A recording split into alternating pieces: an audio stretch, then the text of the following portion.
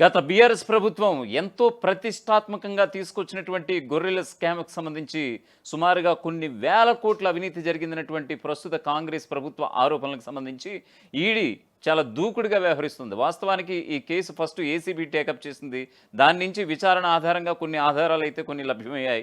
ఆ ఆధారాల ఆధారంగా ఇప్పుడు ఎన్ఫోర్స్మెంట్ డైరెక్టరేట్ కూడా దృష్టి సారించి ఇప్పుడు తన వంతు వేగవంతం చేస్తున్నటువంటి పరిస్థితి కనిపిస్తోంది. సో దీనికి సంబంధించి ఈ నెల 15న అంటే సెప్టెంబర్ 15న ఎవరైతే బాధితులు ఉన్నారో ఆ బాధితులందరికీ కూడా నోటీసులు ఇచ్చి విచారణకు రావాలంటూ కూడా ఇప్పుడు ఆ నోటీసుల్లో పొందుపరిచినటువంటి సందర్భంగా మనం చెప్పక తప్పదు. సో ఈ యొక్క అప్డేట్తో మాజీ మంత్రి తలసాని శ్రీనివాస్ యాదవ్కి నిజంగా కొత్త తలనొప్పులు స్టార్ట్ అయ్యాయా, ఆయన అరెస్టు తప్పదా అనేటువంటి ఊహాగానాలు కూడా తెర మీదకి చర్చకు వచ్చినటువంటి సందర్భం కూడా చెప్పుకోవచ్చు. దీనికి సంబంధించినటువంటి ఒక పూర్తి స్థాయి అప్డేట్ చూద్దాం. గొర్రెల స్కామ్ కేసులో స్పీడ్ పెంచింది ఈడీ. సెప్టెంబర్ 15న విచారణకు రావాలంటూ బాధితులకు నోటీసులు సైతం జారీ చేసింది. గొర్రెల స్కామ్లో మోసపోయారంటూ ఇప్పటికే ఏపీకి చెందినటువంటి గొర్రెల కాపరులు ఫిర్యాదు చేశారు. బాధితుల ఫిర్యాదు మేరకు ఈ నెల 15న విచారణకు హాజరు కావాలంటూ నోటీసులు జారీ చేసింది ఎన్ఫోర్స్మెంట్ డైరెక్టరేట్. ఇప్పటికే కేసులో ఏసీబీ దర్యాప్తు కొనసాగుతుండగా ఏసీబీ విచారణ ఆధారంగా ఎంటర్ అయ్యింది ఎన్ఫోర్స్మెంట్ డైరెక్టరేట్. ఏపీకి చెందినటువంటి గొర్రెల కాపరులకు బ్రోకర్లు 2 కోట్ల రూపాయల మేర ఎగవేసినట్లుగా గుర్తించింది ఈడీ. ఈ స్కామ్కి సంబంధించి ఏపీలో తీగలాగితే డొంక కదిలినట్లుగా తెలుస్తోంది. అధికారులతో బ్రోకర్లు కుమ్మక్కై పథకం నిధులను స్వాహా చేసినట్లుగా ఆరోపణలు ఉన్నాయి. సో ఈ కేసును సీరియస్గా తీసుకుంది ఈడీ. గొర్రెలు కొనకుండానే కొన్నట్లుగా రికార్డులు తయారు చేశారని, కోట్లు కొట్టేశారని ఏసీబీ కూడా నిర్ధారించింది.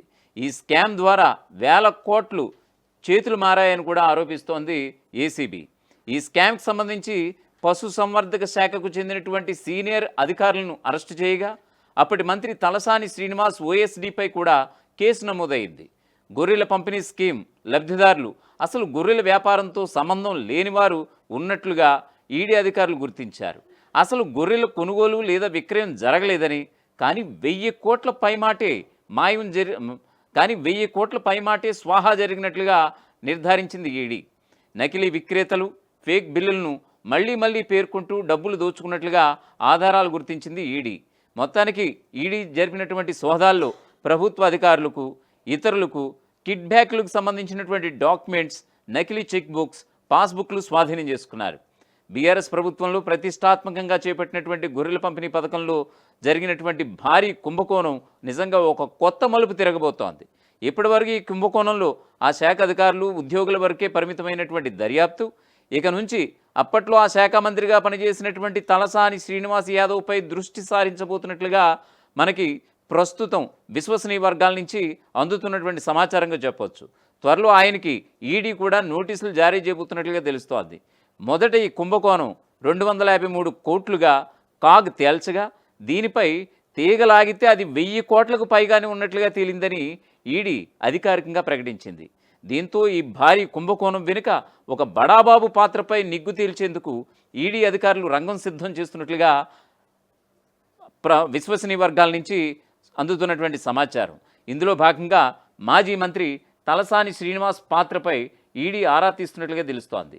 అప్పట్లో మంత్రి వద్ద ఓఎస్డీగా పనిచేసినటువంటి కళ్యాణ్ నివాసాల్లో ఈడీ నిర్వహించినటువంటి తనిఖీల్లో కీలకమైన ఆధారాలు లభించాయట.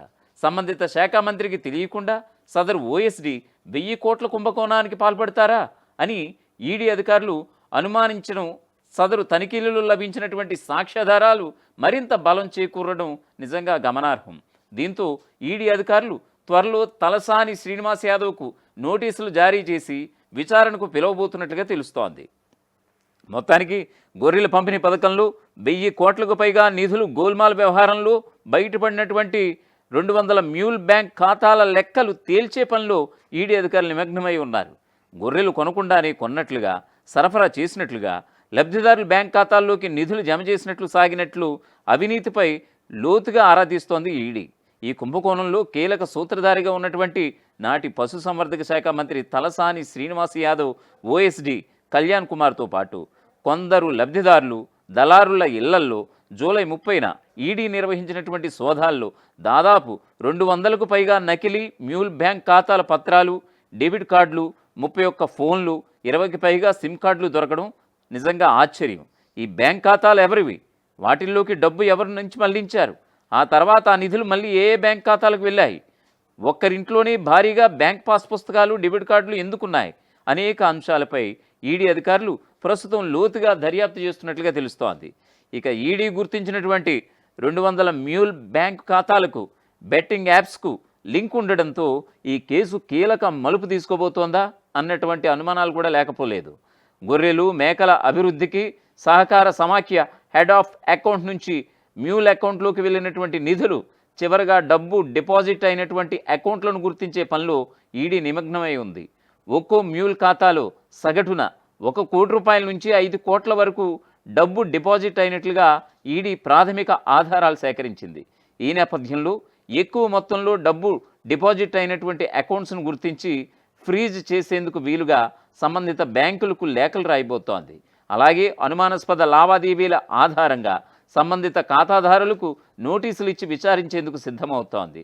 గొర్రెల పంపిణీ పథకంలో కొల్లగొట్టినటువంటి ప్రజాధనం ఎవరి జేబుల్లోకి వెళ్ళిందన్నటువంటి అంశంపైన కూడా ఈడీ ఆరా తీస్తోంది. ఇప్పుడు లంచం సొమ్మును వాటాలు వేసుకున్న వారిలో ఏ స్థాయిలోని వారున్నా సరే దానిపై దృష్టి పెట్టబోతోంది. గతంలో ఏసీబీ దర్యాప్తు సందర్భంగా అరెస్ట్ అయినటువంటి వారితో పాటు ఆ సమయంలో పశుసంవర్ధక శాఖలో కీలక అలాగే అత్యున్నత స్థాయిలో పనిచేసినటువంటి అధికారులకు ఏమైనా సంబంధం ఉందా అనేటువంటి కోణంలోనూ కూడా దర్యాప్తు కొనసాగిస్తోంది ఈడీ. నాటి మంత్రి పేషీల్లోని అధికారులతో పాటు కీలక వ్యక్తులు పూర్తి సహకారంతోనే ఇంత భారీ అవినీతి జరిగి ఉండొచ్చని అనుమానిస్తున్నటువంటి ఈడీ ఆ దిశగా ఆధారాల సేకరణపై దృష్టి పెట్టినట్లుగా తెలుస్తోంది. కాగా ఇప్పటివరకు లభించినటువంటి కీలక పత్రాలు, గతంలో ఏసీబీ దర్యాప్తు సందర్భంగా లభించిన సాక్ష్యాలను ఆధారంగా చేసుకుని ఈ యొక్క మాజీ మంత్రి ఓఎస్డి కళ్యాణ్ కుమార్తో పాటు నగదు బదిలీలలో కీలకంగా వ్యవహరించినటువంటి మరో 2 అరెస్టు చేసే అవకాశం ఉన్నట్లుగా తెలుస్తోంది. అసలైన తొలి వెలుగు. ఫాలో వాట్సాప్ @తొలి వెలుగు official.